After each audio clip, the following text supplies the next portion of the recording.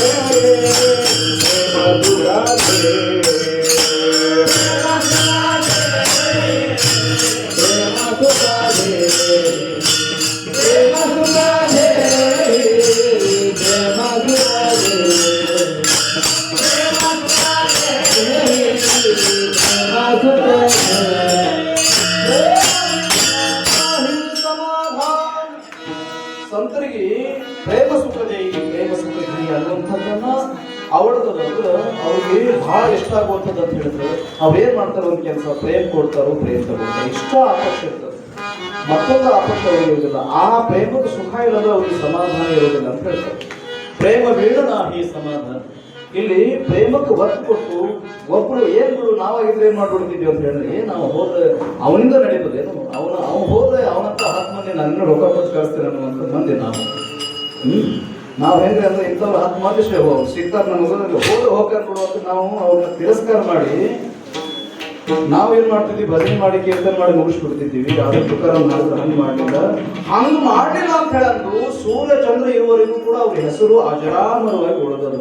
ನಮ್ಮ ಏನಾರು ಉಳಿತಾವ್ರಿ ನೀವು ಏನಿಲ್ಲ, ಬಹಳ ದಿವಸ ನಮ್ಮನ್ನ ದ್ಯಾಸಕ್ಕೆ ಹೋಗಿ ದೂರ ಉಳಿದ್ರು. ಈಗ ತುಕಾರಾಮ್ ಮಹಾರಾಜರು, ಜ್ಞಾನೇಶ್ವರ ಮಹಾರಾಜರು ದೇಹಾಂತ ಆಗುವಂತ ಸಂದರ್ಭದೊಳಗೆ ಅಥವಾ ಇವರು ವೈಕುಂಠಕ್ಕೆ ಹೋಗುವಂತ ಸಂದರ್ಭದೊಳಗೆ ಇಡೀ ಊರು ಅಷ್ಟೇ ಅಲ್ಲ, ಇಡೀ ಜಗತ್ತ ಕಣ್ಣೀರು ಹಾಕಿದ್ರು. ಸಾಕ್ಷಾತ್ ಜ್ಞಾನೇಶ್ವರ ಮಹಾರಾಜರು ಸಮಾಧಿ ಚಿರಂಜೀವಿ ಸಮಾಧಿ ತಗೊಳ್ಳುವಂತ ಸಂದರ್ಭದೊಳಗೆ ದೇವರು ಆಗ್ತಾರೆ. ದೇವರು ಅಂತಹ ಪುಣ್ಯಾತ್ಮರು ಇವತ್ತು ನಮಗೂ ಆಧಾರ ಸ್ತಂಭವಾಗಿ ನಿಂತಾರೆ.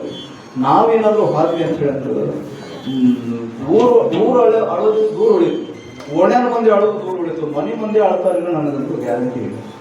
ಬೇಡ, ಮನೆ ಮಂದಿ ಅಳ್ತಾರ ಅಂತ ಹೇಳಿದ್ರು ಎಷ್ಟು ದಿನ, 1 ದಿವಸ 2 ದಿವಸ 3 ದಿವಸ, ಅದು ಮಂದಿ ಬಂದಾರ ಮನೆಗೆ 3 ದಿವಸದ್ದು 13 ದಿವಸದ್ದು ಹಾಕೋದದ ಅನ್ನುವಂಥ ಉದ್ದೇಶಕ್ಕೆ ಆಳ್ತಾರ ವಿನಃ ಅವರೆಲ್ಲ ಹೋದ್ರು ಅಂತ ಹೇಳಿದ್ರೆ ಬರೆದು ಅದಕ್ಕೆ 3 ದಿನದ ಸಂತೆ ಮಾಡಬೇಕು, ದೇಶ ಎಂಬಕಂತೆ ಕೊಟ್ಟು ಹಾಕಬೇಕು.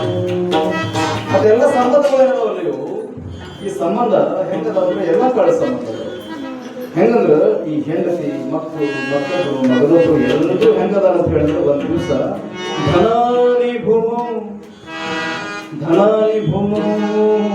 ಧನ ಬ್ಯಾಂಕ್ ಒಳಗಿರ್ತದ ಅಥವಾ ಭೂಮಿ ಒಳಗಿರ್ತದೆ. ನಾವು ಮಾಡಿರುವಂಥದ್ದು, ನಾವು ಗಳಿಸಿರುವಂತಹ ಕಾರ್ ಗಾಡಿ, ನಾವು ಗಳಿಸಿರುವಂತಹ ಆಸ್ತಿ ಆಡಂಬರ ಎಲ್ಲ ಲಾಸ್ಟಿಗೆ ನಮ್ಮನ್ನು ನೋಡಿ ನಗ್ತದೆ. ನನ್ನ ಸಲುವಾಗಿ ದುಡಿಬೇಕು, ಗಳಿಸ್ಬೇಕು, ಆಡಂಬರ ಮಾಡ್ಬೇಕು ಅಂತ ನೀನು ಬಾಯಿ ಕಟ್ಕೊಂಡು ನೀವು ಗಳಿಸಿದೆಲ್ಲೋ ಎಲ್ಲ ಇಲ್ಲೇ ಬಿಟ್ಟು ಅಂತ ನಗ್ತಿರ್ತದಲ್ಲ ಆಸ್ತಿ. ನೀವು ಹೊಡಿತಾ ಇರುವಂಥ ಗಾಡಿಗಳೆಲ್ಲ ನಿಮ್ಮನ್ನು ನೋಡಿ ನಗ್ತಾವಂತ ನಾಳೆ.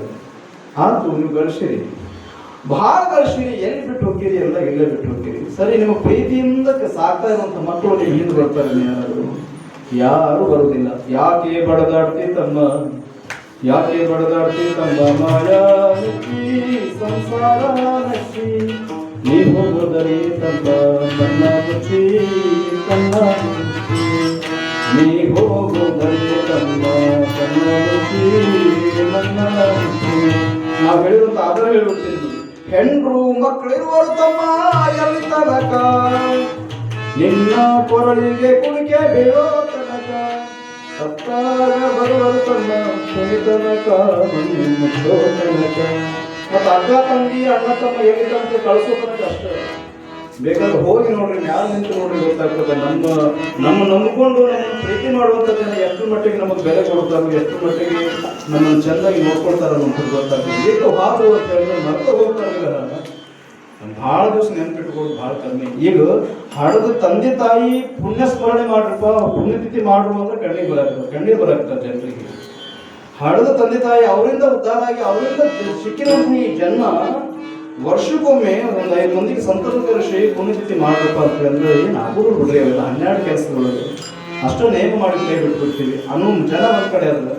ಅವ್ರ ಮರೆತು ಅವ್ರ ಫೋಟೋ ಮೊದಲಾಗಿ ಪೂಜೆ ಮಾಡೋದಂಥ ಜನ ಒಂದ್ ಕಡೆ ಅದ. ನಾವೆಲ್ಲ ಅಂಥವ್ರ ಕಥೆನ ನೋಡ್ತಿರ್ತೀವಿ ಮುಂಜಾನೆ. ಇರ್ಲಿ, ಮಾತಾಡಬೇಕಾಗಿಲ್ಲ. ಆ ಪುಣ್ಯಾತ್ಮರು ಏನ್ ಮಾಡಿದ್ರು ಅಂತ ಹೇಳಿದ್ರೆ ಹಂಗೆ ಮಾಡಲಿಲ್ಲ. ಅವ್ರನ್ನ ತಿರಸ್ಕಾರ ಮಾಡಿ ಬಡದು ಹೊಡೆದು ಸಾಕಷ್ಟು ತ್ರಾಸ ಮಾಡಿದ್ರು, ಹೋಗಿ ಕಾಲಿನ ಬಿದ್ದ ಕರ್ಕೊಂಡ್ ಬರ್ತಾರ ಅಂತ ಹೇಳಿದ್ರೆ ಇದರಿಂದ ನಾವು ಕಲ್ಕೋಬೇಕಾಗಿದೆ ಏನು ಅಂತ ಹೇಳಿದ್ರೆ ನಿಜವಾದ ಸಜ್ಜನರು ಯಾರು ಅಂತ ಹೇಳಿದ್ರೆ ಇಂಥವರು ಸಜ್ಜನರಾಗಿರ್ತಾರೋ, ಇಂಥವ್ರು ಖರೇ ಸಂತರಾಗಿರ್ತಾರೋ. ಅಂತಹ ಆದರ್ಶಗಳನ್ನ ನಾವು ಅನುಸರಿಸಿದ್ರೆ ಮಾತ್ರ ನಾವು ಸಂಪ್ರದಾಯದೊಳಗೆ ಏನೋ ತಿಳ್ಕೊಂಡಿವಿ, ಏನೋ ಕಳ್ಕೊಂಡಿವಿ, ಏನೋ ಪಡ್ಕೊಂಡಿವಿ ಅನ್ನುವಂತಹ ಖರೇ ಜ್ಞಾನ ನಮಗೆ ಆಗ್ತದ ಅನ್ನುವಂಥ ವಿಚಾರವನ್ನು ನಾವು ಈ ಅಭಂಗದ ಮುಖಾಂತರ ನಾವು ತಿಳಿಸ್ತೀವಿ. ನಮಗೆ ಸಮಯಾಚೆ ಸಾಧಾರಣವಾಗಿ ದೇವ ಠೇವಿಲ ದಸರ. ಇಲ್ಲಿ ಸಜ್ಜನರು ಯಾರು ಅನ್ನುವಂಥ ವಿಷಯ ನಿಮಗೆ ಗೊತ್ತಾಗ್ತದೆ. ತುಕಾರಾಮ್ ಮಹಾರಾಜರಂತ ಯೋಗ್ಯ ಸ್ವಭಾವಗಳಂತಹ ಪುಣ್ಯಾತ್ಮರಿಗೆ ನಾವು ಏನ್ ಮಾಡಬೇಕು, ಶರಣ ಹೋಗಿ ಅವ್ರ ಪಾದ ಸೇವೆ ನಮಗೆ ಸಿಗಲಿಲ್ಲ ಅಂದ್ರೆ ಅಷ್ಟ ಹೋದು ತುಕಾರಾಮ ಈ ನೋಡ್ರಿ ಸಂಪ್ರದಾಯದೊಳಗ ನಿಮಗೂ ಒಂದೊಂದು ಕ್ಷೇತ್ರಕ್ಕೆ ಹೋದ್ರೆ ಒಂದೊಂದು ರೀತಿಯ ವಿಚಾರಗಳು ಸಿಗ್ತಾವ. ನಜರ್ ಕರ್ತ ನೀವು ತಿರುಪತಿಗೆ ಹೋಗ್ಲಿ ಅಂತ ತಿಳ್ಕೊಳ್ರಿ. ತಿರುಪತಿಗೆ ಹೋದ ತಕ್ಷಣ ಏನಂದ್ ಬಿಡ್ತಾರೋ, ವೆಂಕಟರಮಣ ಗೋವಿಂದ ಅಂತ, ಲಕ್ಷ್ಮೀ ರಮಣ ಗೋವಿಂದ ಅಂತ. ಲಕ್ಷ್ಮೀ ರಮಣ ಗೋವಿಂದ ಎಲ್ಲಿ ಹೋದ್ರಿ ನೀವು? ತಿರುಪತಿಗೆ ಹೋದ್ರ. ಮತ್ತೆ ಎಲ್ಲ ಗುಡ್ಡಕ್ಕೆ ಬಂದ್ರೆ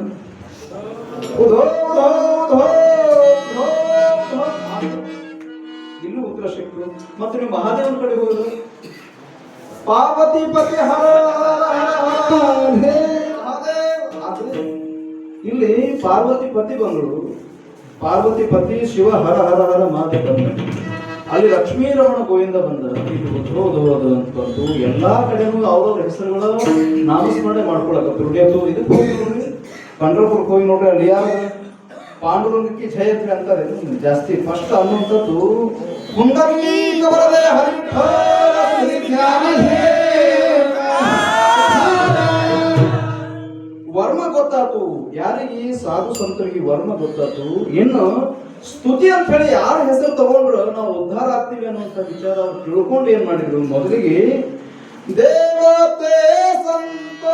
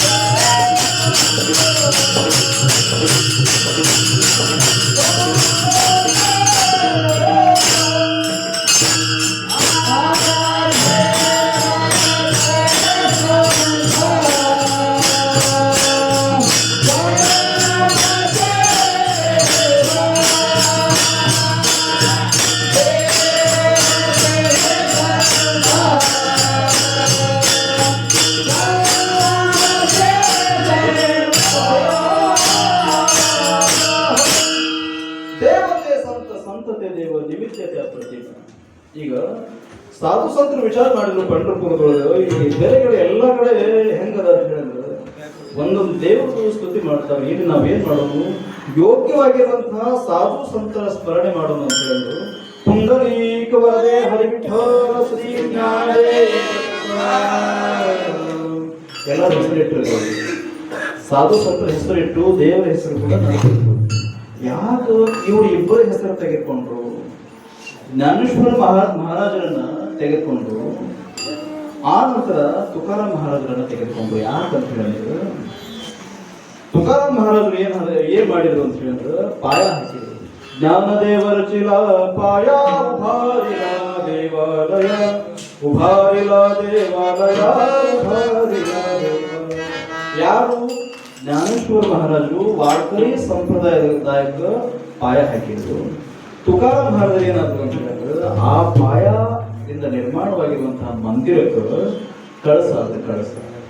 ಇಲ್ಲಿ ಪಾಯ ಮತ್ತು ಕಳಸಕ್ಕೆ ವಿಶೇಷವಾಗಿರುವಂತಹ ಪ್ರಾಧಾನ್ಯತೆ ಕೊಟ್ಟಾಗ ಉಳಿದಿರುವಂತಹ ನಮ್ಮ ಹಂಗಾದ ಸಂತರಾದ್ರಲ್ಲಿ ನಾಮದೇವ್ ಮಹಾರಾಜರಾದ್ರು. ಜ್ಞಾನೇಶ್ವರ ಮಹಾರಾಜರಿಗಿಂತಲೂ ದೊಡ್ಡವರು ಯಾರು ನಾಮದೇವ್ ಮಹಾರಾಜರಾದ್ರು, ಅವ್ರ ಹೆಸರು ತಗೊಳ್ಳಿಲ್ಲ. ಮತ್ತು ಏಕನಾಥ್ ಮಹಾರಾಜರು ಸಾಮಾನ್ಯನು ಜ್ಞಾನೇಶ್ವರಿಯನ್ನ ಜ್ಞಾನೇಶ್ವರಿ ಟೀಕಾ ಅಂತ ಹೇಳಿ ಬರೆದು ಶುದ್ಧವಾಗಿ ರಚನೆ ಮಾಡಿದ್ರು. ಹಾಡಿಪಾಠವನ್ನ ಆ ಜಗತ್ತಿಗೆ ಆಚರಣೆ ತಂದಂತ ಪುಣ್ಯಾತ್ಮರು ಏಕನಾಥ್ ಮಹಾರಾಜರು. ಅವ್ರ ಹೆಸರು ತೆಗೆದುಕೊಳ್ಳಿಲ್ಲ ಅಂತ ಹೇಳಿ ಅವ್ರ ಹೆಸರು ಬರಲಿಲ್ಲ. ಇದ್ರೊಳಗೆ ಜ್ಞಾನೇಶ್ವರ ಮಹಾರಾಜರ ಹೆಸರು ತುಕಾರಾಮ್ ಮಹಾರಾಜರು ಅಷ್ಟು ಬಂತು, ಮತ್ತು ಪುಂಡ್ಲಿಕ್ ಮಹಾರಾಜರು ಇದ್ರೊಳಗೆ ಬಂದರು, ಮತ್ತು ಉಳಿದವರು ಯಾರು ಬರಲಿಲ್ಲ ಅಂತ ಹೇಳಿದ್ರೆ ಸಂತರು ಯಾವತ್ತಿಗೂ ಇನ್ನೊಬ್ಬರ ಕೀರ್ತಿ ಬಂದ್ರೆ ಸಾಕು ಅನ್ನುವಂಥ ಭಾವನೆದೊಳಗೆ ಇರ್ತಾರೆ. ಇವರ ನಿಜವಾದ ಸಂತರು. ಯಾವುದೇ ಕಾರಣಕ್ಕೂ ನನ್ನ ಹೆಸರು ಬರಲಿ ಅನ್ನುವಂಥ ಉದ್ದೇಶಕ್ಕೂ ಯಾವುದೇ ಕೆಲಸ ಮಾಡಕ್ಕೆ ಹೋಗೋದಿಲ್ಲ. ನೀವು ತಿಳ್ಕೊಂಡ್ಬಿಡ್ರಿ, ನಾವು ಹೆಸರು ಬರಲಿ ಅಂತ ದುಡಿತೀವಿ, ಹೆಸರು ಬರಲಿ ಅಂತ ಸೇವೆ ಮಾಡ್ತೀವಿ ಅಂತ ಹೇಳಿದ್ರು ಎಲ್ಲೂ ಒಂದು ಕಡೆ ಇದು ವಾರ್ಷರಿಗಿಂತಲೂ ಸ್ವಲ್ಪ ಕಮ್ಮಿ ಯೋಗ್ಯತೆ ಉಳ್ಳಂಥದ್ದು ಅಂತ. ಸಂತರಾಗಬೇಕು ಅಂತಂದ್ರೆ ಆಗಲಿಪ್ಪ. ಈಗ ನೋಡ್ರಿ, ಭಾಳ ಜನ ಒಳ್ಳೆ ಕೆಲಸದ ಪಟ್ಟಿ ಕೊಡುವಾಗ ಹೆಸರು ಬರೆಸೋದಿಲ್ಲ. ಹೆಸರು ಬರೆಸೋದಿಲ್ಲ. ಯಾಕೆ ಬರೆಸೋದಿಲ್ಲ ಗೊತ್ತದೇನು? ಅವ್ರಿಗೆ ಗೊತ್ತದ. ಈ ನಾವು ಕೊಡುವಂತಹ ಹಣ ಅಥವಾ ದಾನ ಇದು ಇವರು ರಿಜಿಸ್ಟರ್ ಆಗ್ತದೋ ಇಲ್ಲ ನನಗೆ ಗೊತ್ತಿಲ್ಲ. ಅವನ ರಿಜಿಸ್ಟರ್ ಒಳಗಂತೂ